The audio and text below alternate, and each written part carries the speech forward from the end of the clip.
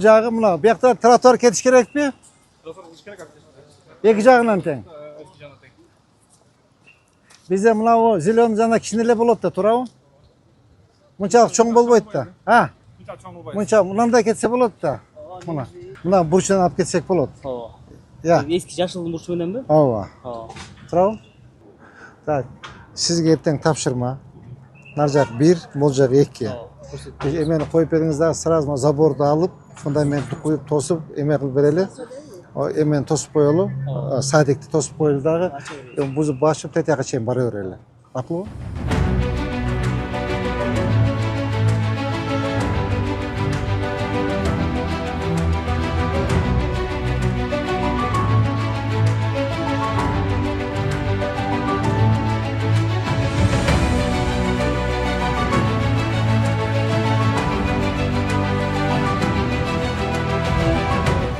Турган Абдыкадыров көчөсү, Ырысбай Абдыкадыров атындагы көчө.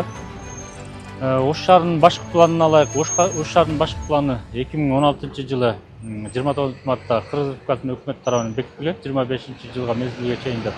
Ошондо Абдыкадыров көчөсүнүн кызыл сызыгы 50 метр деп көрсөтүлгөн. Бүгүнкү күндө буга чейин деле мындай жумуштар болгон, бирок ишке ашпай келген.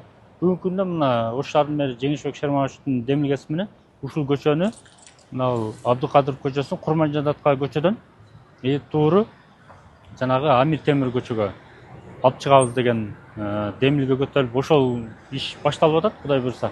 Себеби бунун эң негизгиси баягы шаарга жакшы баягы пайда алып келе турган жери шаардагы пробканы жоет. Бул сөзсүз түрдө бул алдын алуу иш-чара болуп эсептелет.